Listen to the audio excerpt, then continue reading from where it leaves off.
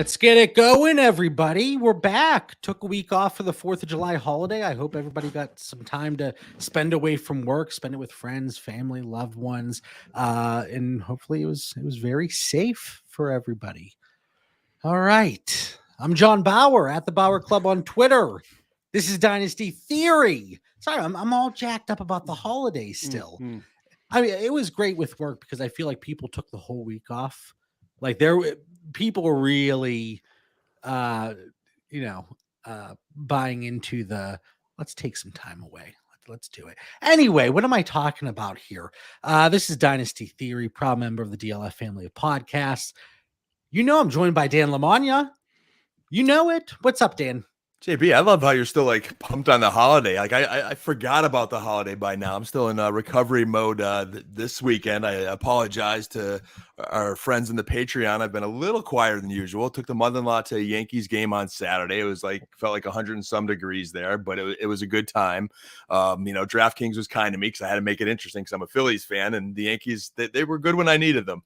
So enjoy that game. And then it was Philly the very next day for the Scott Fish Bowl live draft. And that was just a blast, man. I heckled their friend Shaden is the worst as we were talking pre-show. And they had this auction. And I put in all kinds of things I liked and supported it. But everyone there knew I was a Cowboys fan. So I bid on the A.J. Brown live autograph actually a helmet, and I won. Of course you did. And it felt so good to get this Eagles helmet in front of all the Eagles fans there, and I got booed, but it made for a memorable moment. But good times, man, and ready to roll on Dynasty Theory tonight. Yeah, I like it. I don't know if you remember how to do this, Mitch, but it's been a few weeks. Yeah. You know Mitch Sorensen. What's up? I'm thinking it feels like a month. It really does. But like right before we get on, the intro's playing, so I do a quick stretch. Like my rib popped. I'm getting old. Like... Yeah, I'm over 40 now. Stuff just doesn't work like it used to. Well, let's get away from the old talk here, guys. All right. Talk about the rookies. So 2 weeks ago, when it was just Dan and myself, again, this is a long time ago, 2 weeks in Dynasty terms, that might as well be a lifetime ago. Dan and I talked about some of the 2023 rookies that we really thought could pop here. Speaking of pop, Mitch is popping his rib. We're talking about rookies that could pop. What a segue. You got some Funko Pop behind you? Yeah. So, we spent some time there, and, it's nice because the first name on the list tonight is one that Dan and I actually talked about as being somebody that could rise in value throughout the 2023 season, heading into the 2024 offseason. But tonight we're going to talk about some potential rookie busts. And, I didn't really put any parameters around this. So before we even get into specific players, Mitch, if I say, all right, this they're a bust, what does that really mean to you? It means Bryce Young or Anthony Richardson are bottom 20 quarterbacks in Dynasty next year. That sort of drop. And it really depends on like where we're getting the guys, right? If we're going to bring up a second round draft pick, I mean, if he's worth a late second, no one really cares. It's like, whatever, it was a second round pick in the first place, but we need to see like pretty drastic value shifts with them. And then whoever is coming in next year's draft. Dan, you got a draft mate in here. You got a league mate. He's not happy with you. He says, better not run that clock up. But yeah, so I was thinking about this today when we talked about the topic of rookie busts. And it's like, you could look at it in a few different ways. And Dan, I'll turn it over to you here in a second for your thoughts on the prompt itself. But it's always compared to the cost to acquire them, right? Like if you spent, let's just say for an example, coming out in super flex drafts, people spent a late first on Geno Smith when he was a rookie. By all accounts, he was a bust. You spend early draft capital, and you could put any different name here. Let's say Terrace Marshall really pops off eventually. Where you took him, where the draft capital, Denzel Mims, just because down the road they might have success. I say Denzel Mims. I don't think he's going to be one we have to worry about. But just wait. You get the point though. There are always those spikes and those peaks and those valleys, those ebbs and those flows, and there are different points across across the dynasty year and over a player's dynasty life where they might get back to that value that they cost to acquire when they were a rookie. So I think we can look at it one of two ways. Just extremely unproductive their rookie season, and as a result, they drop significantly in value. And I have a lot of good data here tonight, guys. I am ready to go on one tonight. I just feel the energy. Once I get data in front of me, I have a process over results, AKA it helps me sleep at night when I'm wrong because the process was right. That's for our listeners right now, going through Mitch and I's mind are what did we get ourselves into tonight? Like we No, know I'm like, when John I is think this I could revved get up. his glasses off in the first 5 minutes. I'm pretty sure we can do this. Oh, well, I'm almost done. Or, so we're talking about rookie busts. They just completely come out the gate and they just flop and there's no peaks. That's just a valley. Our man Keyshawn Vaughn. A couple of years ago, Anthony McFarland came in as a top 50 dynasty running back out the gate. He wasn't an extremely sought after back, obviously, but still top 50 nonetheless. Then year two plummets to in the hundreds. So there's different ways to look at this. Dan, did we kind of cover it? Did we kind of hit all the context surrounding what is a 2023 rookie bust here? Yeah, I would just add the clarifying point that we always have is just because we list them as a bust tonight doesn't mean we're not going to draft them or you won't find them on any of our dynasty rosters.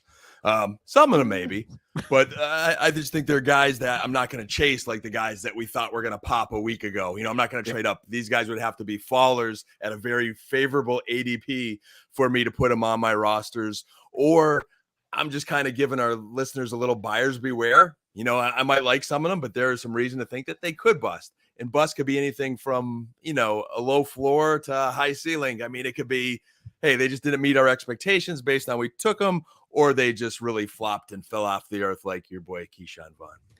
And I think a lot of it tonight's going to be based on additional context. Again, saying, hey, player A is a bust. Well, what does that really mean to us? And what context can we add from a 2023 projection versus a more longer term projection, as long term as we can in this crazy game that changes ever so constantly? All right, Mitch, just because it's been so long, I want you to start us off. And do you guys mind if, and I don't care what your answer is, but I'm yeah. So how are we doing this? I'm pretending like I'm genuinely asking you. Okay. But let's go running backs first, okay? Because I have me in my buckets. I have different buckets I want to talk about here with running backs, wide receivers, tight ends. I know Dan has a few quarterbacks he wants to mention, but let's start with running backs.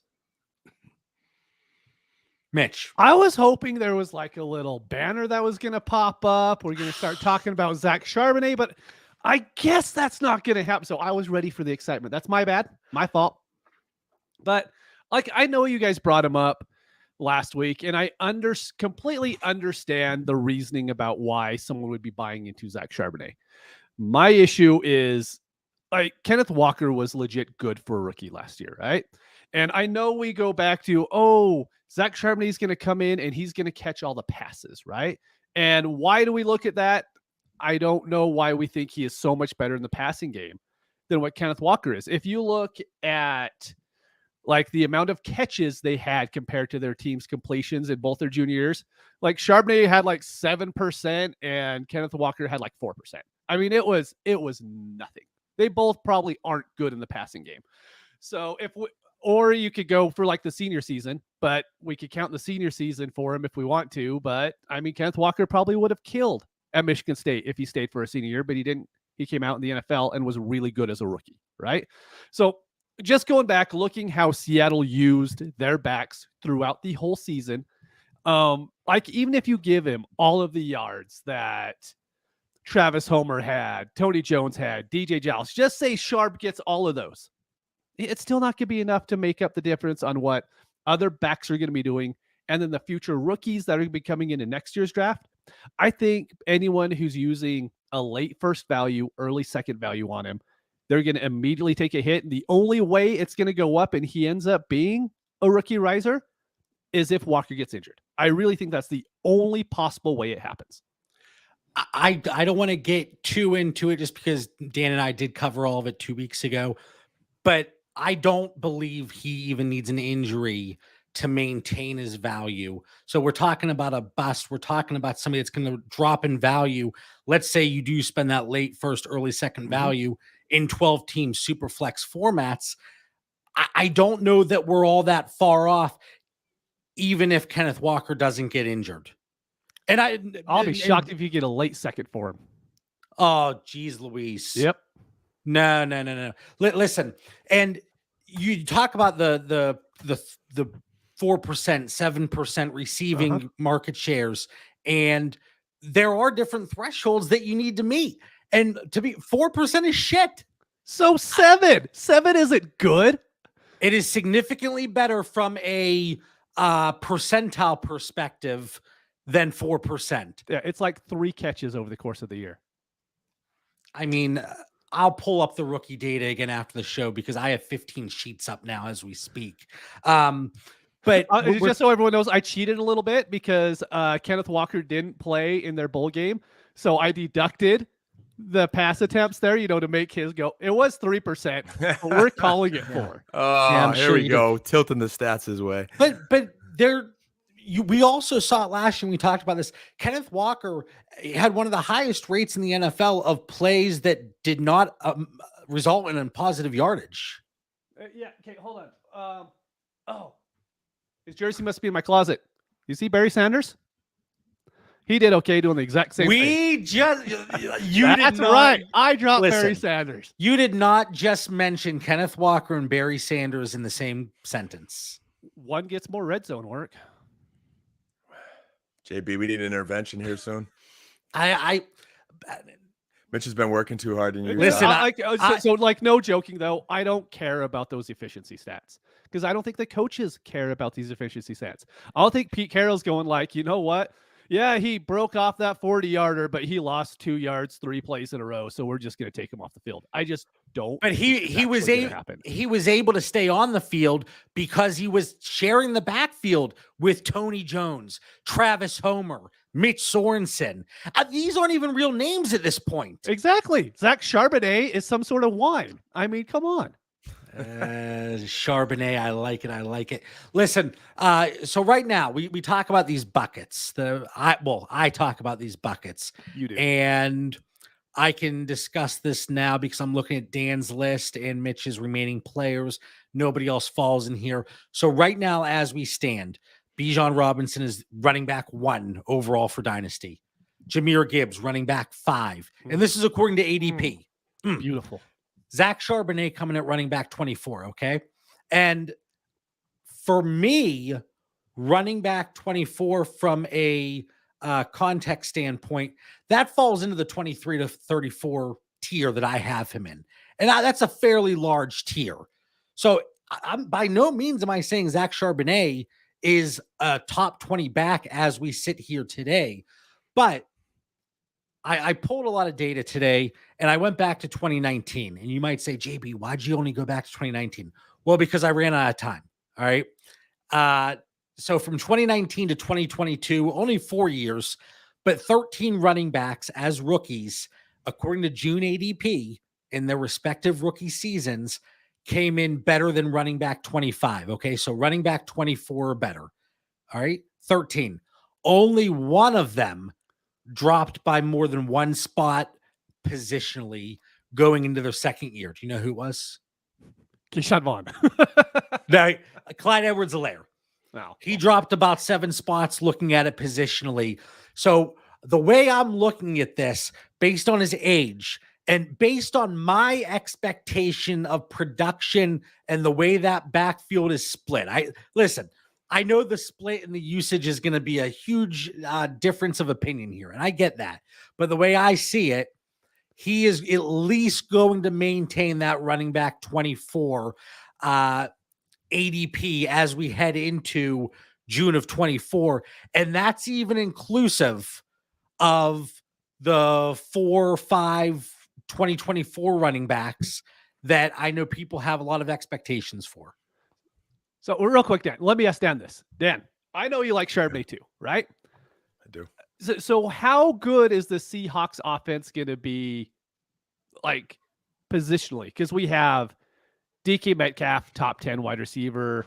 GSN's probably around top 15 too, I guess. We're going to have 2 top 20 dynasty running backs. We're going to have Geno, who's going to be a top 10 quarterback, I'm guessing, at some point next year. Like, so this is an offense like we have to buy into at this point. It is. And I think that creates enough volume, enough touches to go around, enough red zone work for these running backs. And we, when we talked on the was it the rookie episode where we're going to pop the guys that we think could break out, that was part of the Charbonnet argument there. He's a guy that I liked on film, Mitch. Coach Carroll's given the endorsement. He could do everything well. We know Walker's a hothead and might not stay healthy. And Coach Carroll gives everybody an endorsement. He does, but it helped our cause here. It's like Mitch, not I didn't jump leaving in. out one game quiet. of stats there. We got to throw in Pete Carroll's endorsement.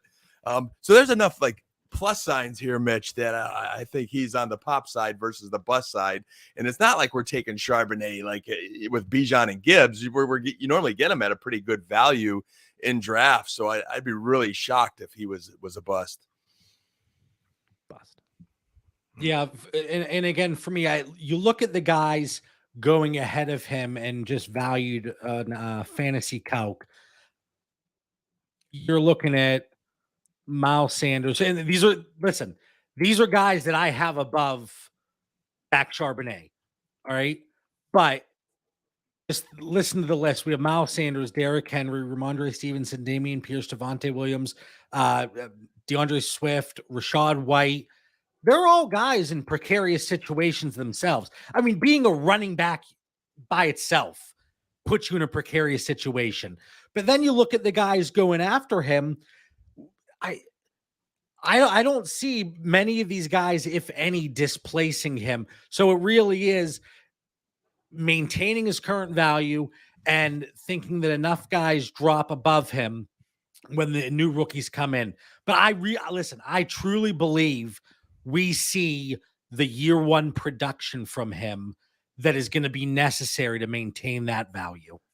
Less than 400 yards rushing, less than 200 yards receiving. Absolutely not. No way. Absolutely. I mean, we can wager anything you like then. You keep saying these wagers on the show, but then we never actually wager when it comes down to it. I don't remember what the last one was. I won cold hard cash on this one. That is illegal in Utah, John, and I wouldn't be allowed to do that. I think if those stats come up, JB and I fund a dynasty team for you next year, a dynasty startup. And if it's over, you fund a team where JB and I partner up for the first time in history. Done. Easy. No, Done. wait a minute. He made the bet, JB. Yep. No, that's a punishment to me either way. That also entertains our listeners. This becomes an experiment here. Okay. All right. So we talked 600 combined yards under is mine. You guys get the other. Yep. Holy JB, crap. we got a free dynasty team next year. I know. All right, Dan, you have 2 quarterbacks you want to talk about. I thought we were starting with running backs. I got a running back on that list, JB. Are we staying consistent? You said we're doing running backs first? Yeah. All right, let's go to the next one bucket. that happens. Damn it. All right, running back still. So if there really is a rookie running back bust out there, JB, it's Devon A-Chain, not Zach Charbonnet, because A-Chain's only 5'8", 188 at the draft. Come on, a 5'8", 188 back, soaking wet. I don't think he can hold up in pass protection. I believe Mostert's going to be the starter this year. You still have Jeff Wilson there. That team doesn't even run the ball, first of all. Hopefully they do a little bit more for Tua's sake. And honestly, I'd rather get Tank Bigsby. I'd rather get, slide a little bit, draft someone else, improve my roster, get Kendre Miller even. So I don't see where people are taking A-Chain. I think there's this expectation that he could boom for him. I'm just not seeing it. I thought he was too late and during our rookie drafts, and I don't think anything's changed here today. Currently coming in around running back 27. Mitch, where are you now? Because I know you were an A-Chain guy initially. Has that changed? I agree with Dan. Like, I love him, but I do. A lot of probabilities are probably Dalvin Cook's going to end up there, right? And if Dalvin, I don't think so. I don't that's think the thing. so. So like I'm thinking if that's where Dalvin Cook ends up, my A-Chain shares are they're about floored at that point. Even if he doesn't end up there, they I know. offered him a contract. So that's that's saying true. something I know, somewhere. I agree. I completely agree it is. And I'm reading into that. But I'm not worried about Mostert and Jeff Wilson. I'm not worried about those guys that much. But I do think my opinion is Dalvin Cook's going to end up there. And if that happens, then I'm very worried about all of my A-Chain shares. I think Mostert and Wilson eat up the carries until they get injured, which will happen. Week 2. but Okay. I think they are the guys going on and going in there. Charbonnet or A-Chain, Mitch? Oh, Charbonnet. Yeah. Okay. Right now. Yeah. We'll see. If Dalvin Cook doesn't sign, I'll take A-Chain in a heartbeat. But Ooh, yeah, I struggle with that. All right, Mitch, you have a running back that kind of falls into this same range. I do. And I don't know if people are really still high on him or not, but it's Tyjae Spears. And the reason behind it is if Derrick Henry is healthy, Spears isn't going to see the field. Like, so looking back at last year, of course, my notes just shut off, but there wasn't a Titans back who totaled over 160 yards rushing, right? And that's my worry for Spears outside of Henry is if he's healthy, Henry's going to get 350 touches. They're going to use the crap out of him. And I think there's a strong chance that they end up bringing him back for a couple years. Like, I just think that's probably what's going to happen. And if that does, he's a great handcuff, which is cool. But I'm not spending a second-round pick to back up Derrick Henry because even if Henry goes out, I'm not sure if Spears is good enough and that offense will be good enough to carry him. What if Spears is 80% of Henry, right? That offense just might be terrible. That offense might not move with Will Levis, Ryan Tannehill, whoever is there if Henry goes down. So for me, it's just a complete stay away, move on from Spears, and we'll see how it plays out after next season.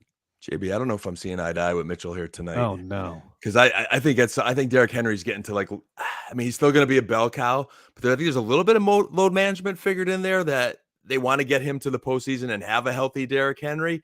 And I think comparing last year's backup running backs to Henry, I don't think they're as good as Tyjae Spears. I mean, just on film, I was never high on Haskins, never mind this off the field stuff that he has now. And I think Tennessee knew they didn't have anyone else really capable a year ago. So I think now they drafted someone, they invested in someone, they know they need that. And I think this Titans team is going to be a little better than everyone thinks, just based on coaching alone with Coach Vrabel. Every year, people just kind of write them off, and he keeps them competitive. I think he keeps Tennessee competitive again. I predict they sign DeAndre Hopkins here in the near future. I hear that's picking up a little bit as far as them being aggressive, and they need that help. So Burks comes into his own. Hopkins is there. You got Chig. Tannehill's a solid veteran. I don't think Will Levis is ready, but he gives him an insurance policy. I think there's a competitive team, and Spears has a role. Yeah, there's two ways to look at it with Tennessee. Either, I am of the belief that Tennessee kind of overachieves compared to current expectations. Are they going to be a good team by any means? Probably not. But people are talking, well, they could be, 1-5, 2-4 their first 6 games. We see Will Levis then come in. If that's the case, Mitch, you kind of mentioned it, but I do think they would move on from Derrick Henry. You find a contender mid-season. If you're pulling the plug on Tannehill, I think it is a tandem there. You pull the plug on Henry there at some point. And if they don't, if this team does overachieve compared to current expectations, I think Tyjae Spears, along with a player like Kendre Miller, is going to have that little bit of insulation throughout the year because in both situations, with the contracts, with the age of the running backs ahead of them, there is that hope and that optimism from the Dynasty community that both teams very well could move on. And I mentioned Kendre Miller in the same breath here because you look at these guys, whether it's A-Chain, Kendre Miller, Tyjae Spears, all guys that certainly aren't in that first bucket. They're not coming in top 24 Dynasty backs as we stand here today. So let me just throw some numbers at you guys. I see Mitch. I see it in his eyes. He's ready for this. So looking at it over the last 4 years, 2019 to 2022 rookies, I talked about running backs that started out preseason ADP as top 24 dynasty backs. Now stretching it out to 25 to 40. All right. So guys that come in that running back 3 territory for dynasty purposes, there were 12 of them. Okay. Only 3 of them rose in value. Rashad White, Damian Pierce, AJ Dillon. 7 of the 12 dropped by at least 30 spots. 7 of 12. So we're looking at this bucket. It's A-Chain, it's Miller, it's Roshan, it's Tank, it's Tajay. 3 of them, 2 to 3, probably fall significantly. And then looking at the 12 backs in that sample and the 7 that dropped by at least 30 spots, looking at running backs, Damian Harris and Darrell Henderson are the only ones that kind of recouped some value. They both dropped significantly going into their year 2. And then for one reason or another, based on production opportunity, moving pieces in the respective backfields, they rose a little bit. But we're going with those names there. A-Chain, Kendre, Roshan, Tank, Tajay. Mitch, are A-Chain and Tajay Spears then the 2 that you would say have a good chance of dropping significantly? A-Chain's only going to drop if Cook goes there. I'm still going to be on my A-Chain train for a little while. Okay. But I mean, I think Roshan could be one that could just absolutely drop. And we have the hype, but maybe the Bears just don't give him all the touches that we think he's going to get. See, I actually think Roshan's that guy too, that could fall into that category. Because again, I don't think Dalvin Cook ends up in Miami. Yeah, they offered him a contract, but is it better to not offer a contract as opposed to an insulting offer? Like, how serious were they then if they sent an offer and it wasn't what he was looking for? So out of that group, I would say value insulation, Kendre Miller, Tajay Spears to an extent. Tank Bigsby, he's one. If Tank Bigsby does not get the involvement, a lot of people were saying, hey, he's going to be involved in the passing game. If he doesn't get that involvement, and I have a lot of the Tank, he's one that could drop to the 50s, early 60s. There's potential for that. A-Chain could certainly drop a few spots, but I think Roshan is the one that might have the widest range of outcomes. Would it surprise me if Roshan was a top 20 back this time next year? I wouldn't be shocked. Would I be shocked if he's in the 50s? I wouldn't be shocked. So based on recent history, running backs in this range from an ADP perspective, there is that risk. There is that concern. And again, it's a small sample size. It's more anecdotal than anything, but I did find it interesting. And I wanted to share it with you fine folks. I think that's the gem of the night there, JB. Honestly, I think it is kind of stating a buyer beware on all 5 of those guys. I think all of us in some way, have some skepticism on them, but then we have some hope and some optimism of opportunity. And it comes down to, we've talked in the past, what don't we know? Who's really put in the work? Who's doing those little things? And then, you need a little bit of luck. You need a little bit of opportunity. And there's windows of opportunities with most of those teams there. So, but you do have to be careful. Mitch, don't overspend. Don't overspend. As rookie drafts already happened and we all overspent. Startups, right, though. No, startups. Oh, right. And we're going to get into somebody later that it's really intriguing looking at the difference between their startup value and their rookie draft value and their trade market in existing leagues. But we'll get to that in a second. All right, Mitch. Between running back 41 and 50. All right. Right now we have Chase Brown, Izzy Abanikanda, and Zach Evans. Let's go with one. Who is the most likely to just be a dynasty afterthought in a year's time? Izzy. Afterthought. Easy. You think Izzy? Yeah. I think Evans has a chance. I mean, Akers quit on the Rams and they had to bring him back in last year, right? I think Evans has a chance. The other player you mentioned is escaping me. Chase Brown. Yeah, but Chase Brown's in a great spot. We all know that, right behind Joe Mixon. I think Izzy is just the one that, is probably going to fall out. I agree. Yeah, sorry, I'm pulling up next. Close. One weird trick to avoid rookie busts: trade away your picks. Dan knows that all too well. Dan, So Yeah. in that 41 to 50 bucket, there were 8 players that came into the league since 2019 at the running back position. 5 of them out of the 8 rose in value, a decent amount of value. And that's Antonio Gibson, Brian Robinson, Devin Singletary, Alexander Madison, 1, 2, 3, 4, and Ramondre Stevenson, Dan's guy. 2 of the 8 dropped in value. And you drop in value when you come in this range. It was Anthony McFarland, I mentioned him earlier, and Darrington Evans. So we could be looking at an Izzy Abanikanda, Zach Evans, kind of like the Anthony McFarland, Darrington Evans. I mean, You're saying the backs behind Derrick Henry. Kind of makes sense. I could be Tyjae Spears, but again, I truly do believe I know that the knees are shot, right, for Tyjae Spears, but I do think there are enough outs for him that there is going to be a little bit of that insulation. Again, as much value insulation as we can possibly have for a running back. Let's be clear. His knees are fresh today. It's just the long-term prognosis for Dynasty is concerning, but he is fresh right now. I keep saying, and this is my doctor glasses are on, because that means a whole lot. He's healthy till he isn't.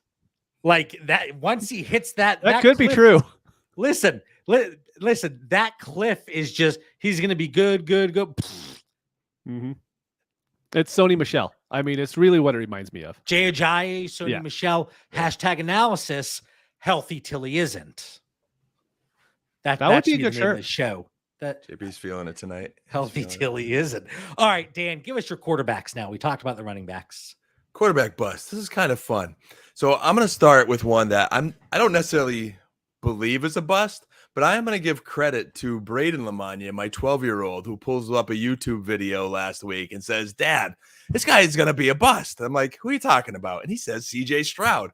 I'm a little surprised he even knows CJ Stroud, but he's learning a lot this year. And I says, "Why, man?" He goes, "The quarterback 2-pick curse, Dad. It's the curse."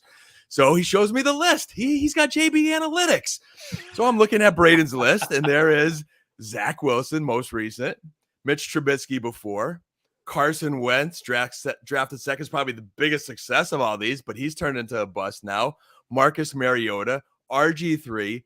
The history is tremendous for quarterbacks that have been drafted second overall that have been bust. That is every quarterback that has been drafted second overall.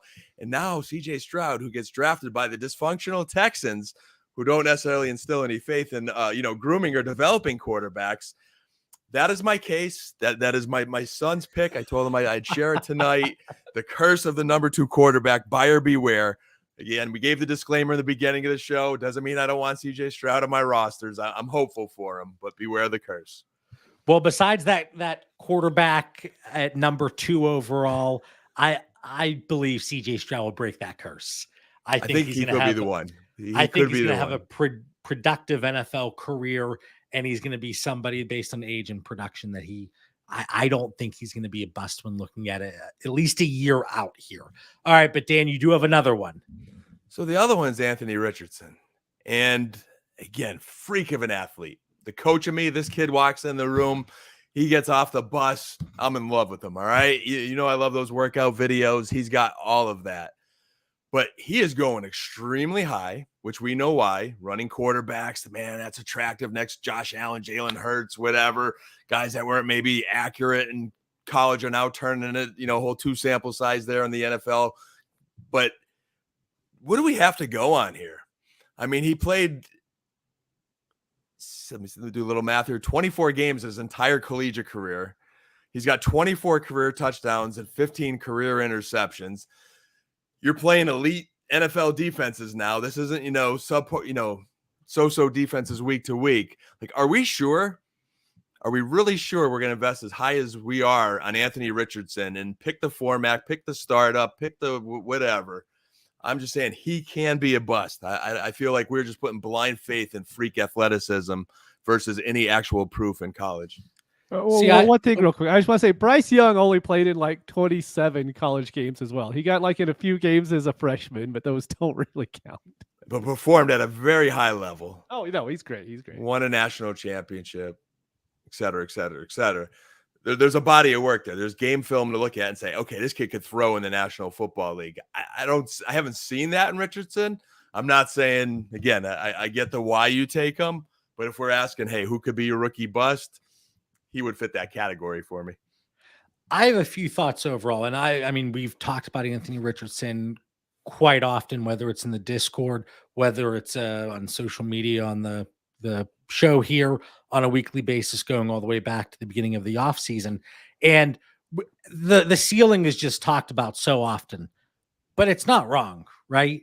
There is that rushing upside, obviously, and there is that that hope that he will improve as a passer.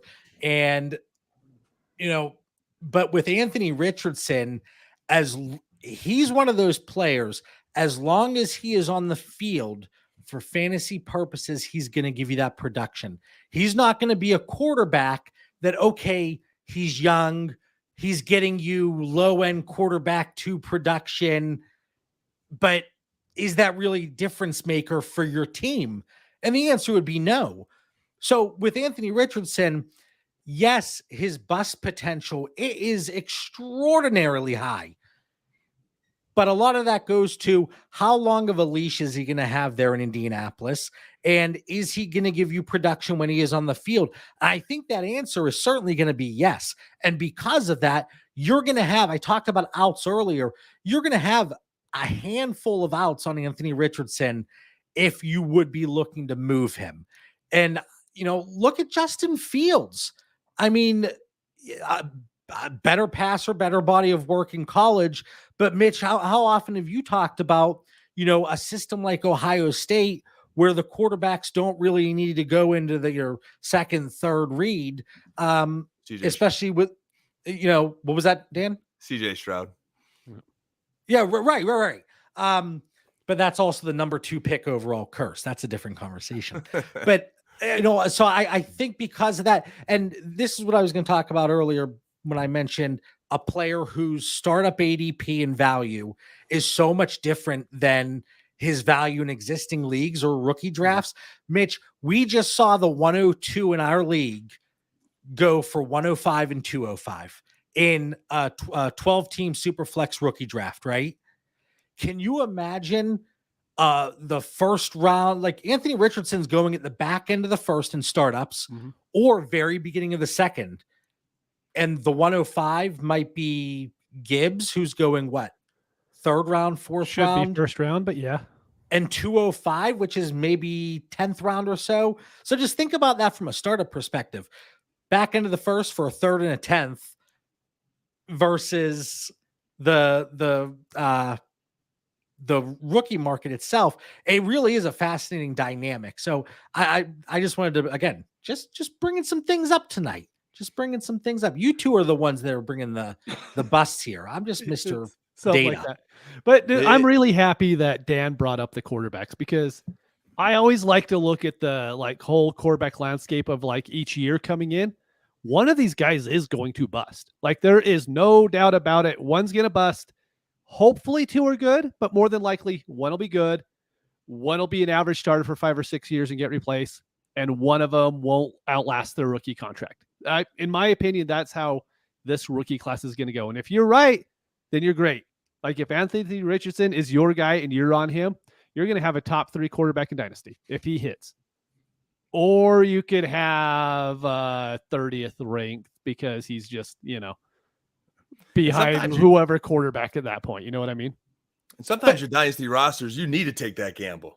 You need that lightning in a bottle at quarterback, and I get the gamble, but when you don't need to take the gamble, I'm really curious how Indianapolis deploys him this year. You mentioned Fields, JB, and I've been hard on Fields a bit, but at some point Chicago unlocked him.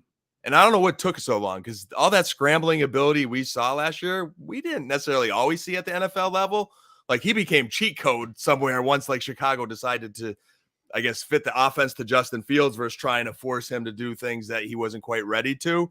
But then I worry about the health aspect, because he took a beating last year too. I mean, he was on the bench in pain that I felt bad for him some games. So with Richardson, it's, hey, does he get out there right away, or is it Gardner Minshew for a few weeks? Who knows?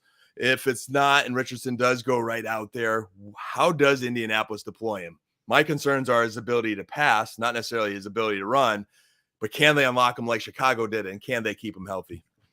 But again, even if he let's say you get 2 years out of him, you're still, unless you think he doesn't run the way we're expecting, like he's still going to give you that above replacement level production versus a CJ Stroud or Bryce Young, who there's not a drastic separation for me between all of them from a value perspective today. But CJ Stroud and Bryce Young, there's a very good chance they, especially in a +6, -4 league, maybe they give you 13, 14, 15 points a week. Is that any better than X amount of replacement level options? No. So maybe you have them for their entire rookie contract, but is that any better than 2 elite fantasy years from Anthony Richardson? For me, the answer is no. For me, the answer is no. Yeah. If it plays out that way, you're definitely correct. I'm a little higher on Bryce Young based on that organizational talent around him and what we've seen in college, but I definitely get what you're saying. Well, I don't have any buckets for the quarterbacks. You guys are lucky. No That's buckets. Good. All right. Mitch, you talked about Spears, Sharp. You got a wide receiver, and then Dan actually agrees with this one. Yeah, it's good. It's Rashee Rice. I was out on him pretty much post-draft pretty quickly. I'm completely out on him now. He's going to get on the field because of a Kadarius Toney injury or something like that, right?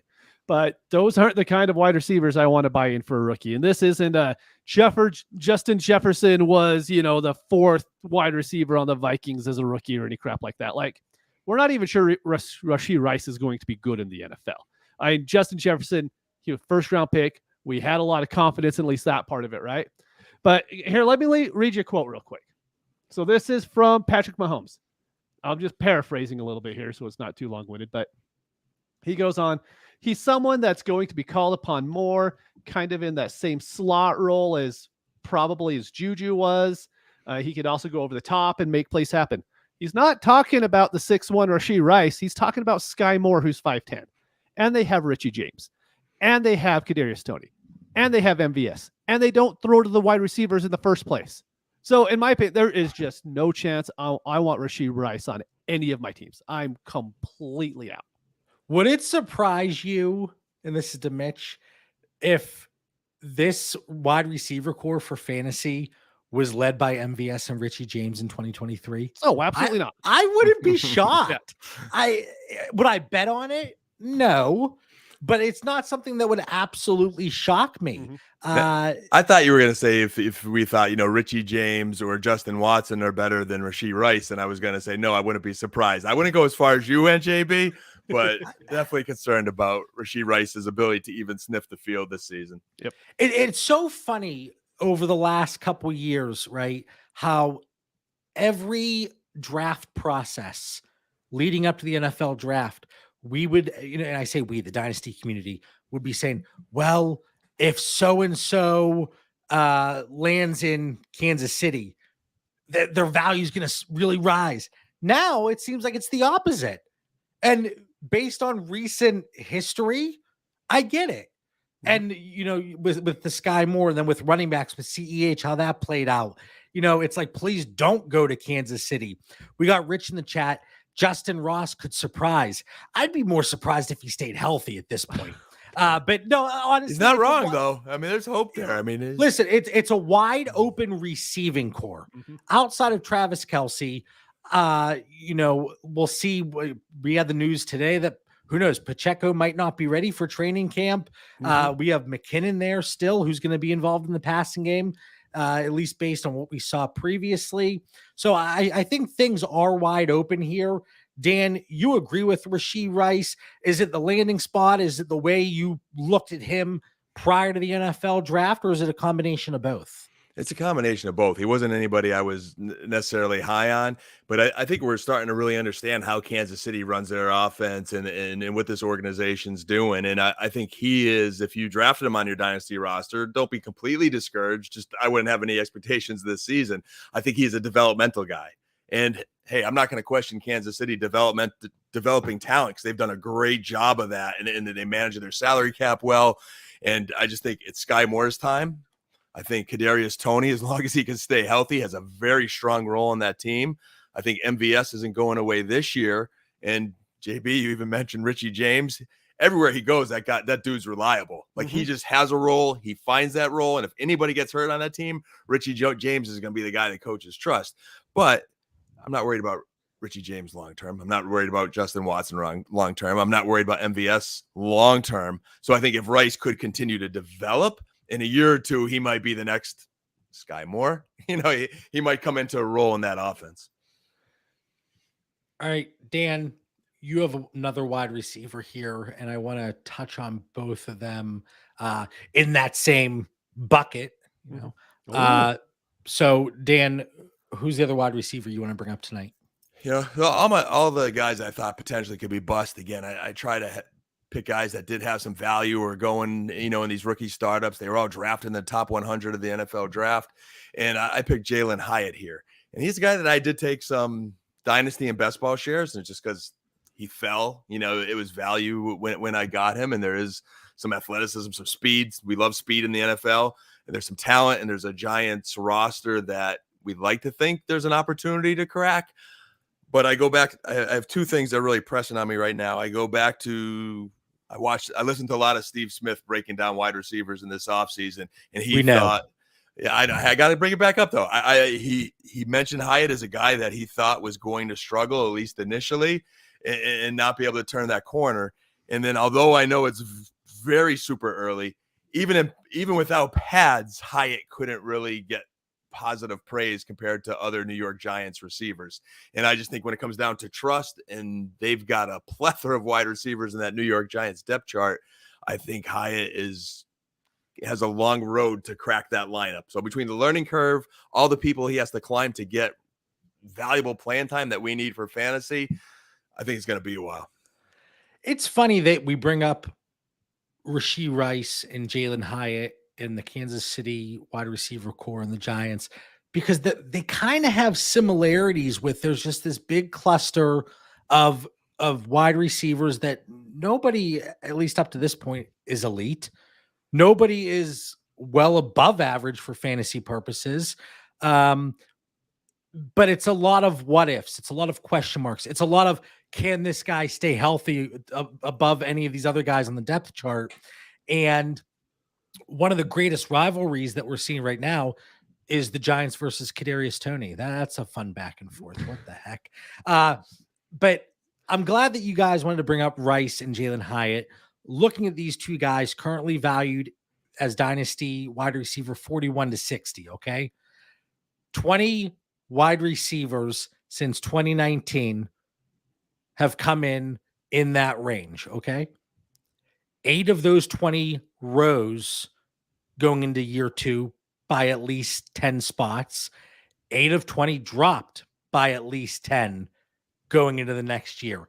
So we're seeing a very wide range of outcomes. The players that dropped, Terrace Marshall, J.J. Arcega-Whiteside, Brian Edwards, Isabella, David Bell, Hakeem Butler, Alec Pierce, and John Mechie, who I mentioned last because that was an extraordinary situation. So the verdict is still out there. But those other, and Alec Pierce too, to an extent, but those other guys, so if you're in this range and you end up dropping by 10 plus spots and you aren't in an extraordinary medical situation like John Mechie was, most likely your future prospects are not great. So looking at Jonathan Mingo, Marvin Mims, Jaden Reed, Rashee Rice, Josh Downs, Jalen Hyatt, 2 to 3 of them are going to rise by at least 10. 2 to 3 of them are going to drop. I think, I hate to say it because I love them, but I think Josh Downs and Jalen Hyatt, they're locks to drop by at least 10 spots. Ooh, locks. I'm not taking that bet. Locks. And the 2 guys that are going to rise, I think it's going to be Mingo, and I do think it's going to be Marvin Mims. And it wouldn't surprise me to see Jaden Reed and Rashee Rice kind of maintain their value. Again, small sample. I'm not going to sit here and say it's 40% each way, hard and fast there. No, it's a lot of variance, and we'll see how it goes. But this is a very interesting range that if these guys struggle in year one and we see a significant drop heading into year two from an ADP perspective in startups, it might be time to get out. So I'm not a rookie, but Alec Pierce is an interesting case. Maybe this is one. And actually, on my spreadsheet, on my tiers, part of the Dynasty Theory Patreon, $5 a month, that mother trucker is in red. Sell. I mean, how is he going to perform with Richardson if Richardson has struggles throwing a little bit? If there was anything I liked on film of Richardson, it was the deep ball, which would maybe encourage me of Josh Downs a little bit, especially as two rookies coming in together. I'm sure they're going to be working together a lot. But Jalen Hyatt, on the other hand, with veteran Danny Dimes, again, could he crack that lineup? They may need him to stretch the defense. Who knows? And you can make a case, hey, does Darius Slayton get injured? Does Sterling Shepard get injured? Wan'Dale Robinson get injured?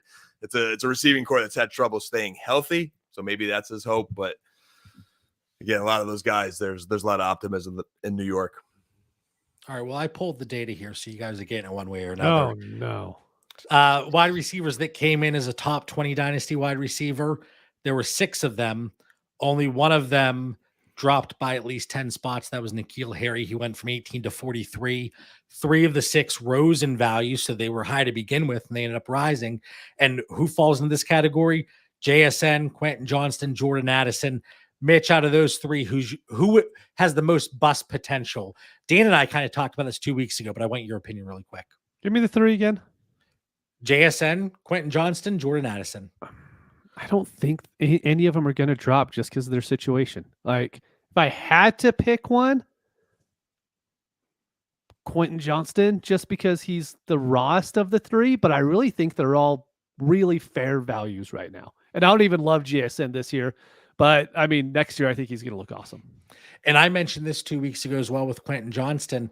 He's in one of those similar situations as like the Kendre Miller equivalent.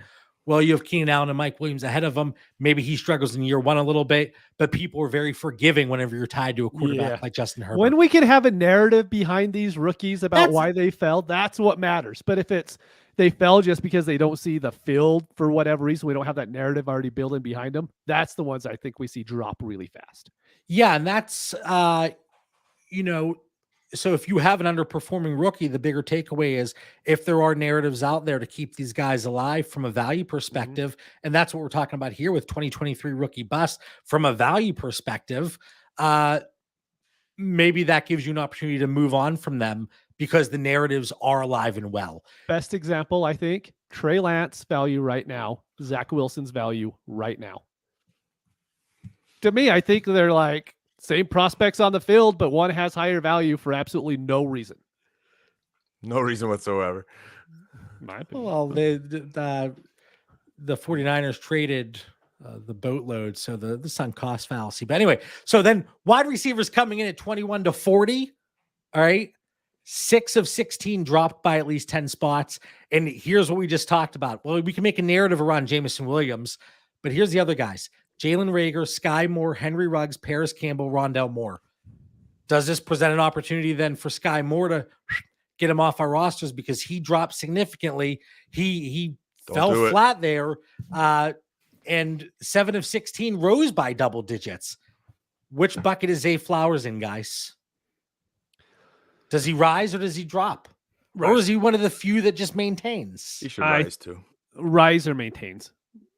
Oh, I think he drops a little bit, just a little bit. All my faith in Monken. I don't care who.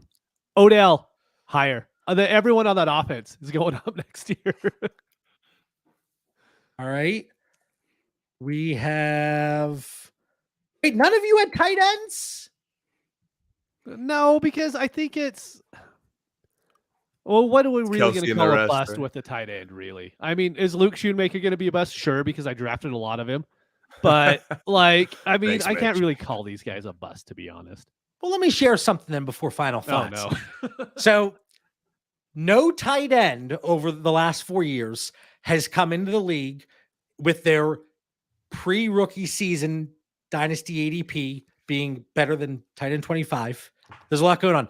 None of them better than tight end 25 lost significant value heading into year 2. And there's always, well, you can get these guys significantly cheaper heading into year 2, unless it's an extraordinary Kyle Pitts situation who's valued as the tight end 1 overall coming into his rookie season. It's very different. Hawk, he went from 7 to 9. McBride went from 17 to 21. Jay Sternberger was still tight end 22 going into his year 2. In this bucket, we're talking about Dalton Kincaid, Laporta, Mayer, and Musgrave. Dan, out of those 4, who is the biggest risk to bust? I'd say it's Luke Musgrave, because he was kind of a raw talent, a bet on skill set versus true body of work. And, you know, I watched his game film. He was raw. So to me, it's easily Luke Musgrave. I'm pretty high on the others. All right. Tight ends 25 to 30. There were 14 that came in. 2 of 7 dropped significantly. 2 of 7 rose significantly. 3 of 7 stayed flat. Josh Oliver dropped from 25 to 38 going into year 2. Waring out of Houston, 3rd round pick. He went from tight end 30 to 40. Luke Schoonmaker and Tyler Kraft. Rise, drop, maintain. Schoonmaker's going up. I'll have all the faith in Dan's Cowboys. Yeah, I mean, right Cowboys, the ones that I care about. Opportunities there, draft capital's there in Shoemaker, but boy, that's a crowded tight end room with a lot of question marks. No. Schoonmaker drops by 10 spots. Kraft, Man, you're wrong so often this episode. Kraft maintains, I think. I don't think Kraft gets past Musgrave. I mean, is that offense going to support 2 tight ends? Kraft has a hell of a profile, man. He does. I do like Musgrave better than him, but I just out of the group before that, Musgrave had the best chance of busting. But there's potential there. Because here's the thing. Again, you can talk about these narratives. If Musgrave stays healthy and Kraft stays healthy, the expectations are far greater by many for Schoonmaker year 1. So because of that, when he does fall flat, and it's Jake Ferguson season, baby, coming in with 300 receiving yards leading that tight end room, I think Schoonmaker has a lot more risk and potential to bust. Meh.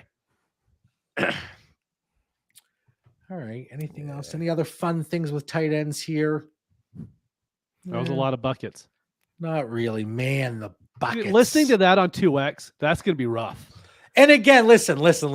When I was rattling through all those numbers and everything, so like entering the league, their rookie ADP prior to their rookie season in June of their respective rookie seasons, that was the first set of numbers, like tight end 25 to 30. That's where they were ADP wise.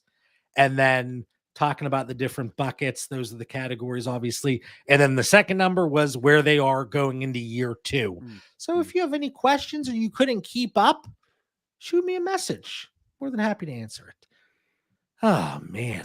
Final thoughts. All right, Dan. Final thoughts for the 209th time talking about rookie busts. What do you got? All right, 209th final thought here, or something close to that. I think we have a startup season episode coming up in the near future. I'm getting into a couple startups. They suck me in every year. I was offered, and my answer is no to this, but I'm going to put it to you guys. What would you give as a counter? They want my first round pick, which, you know, I'm often willing to give up. They're offering me an 8th rounder. Nope. What would you gentlemen counter with? And this could be something for listeners to kind of a little warm up to our upcoming startup episode. For me, real quick, it's easy. I will sell mine for a 6th. I will use my 24 first to get a 6th round pick.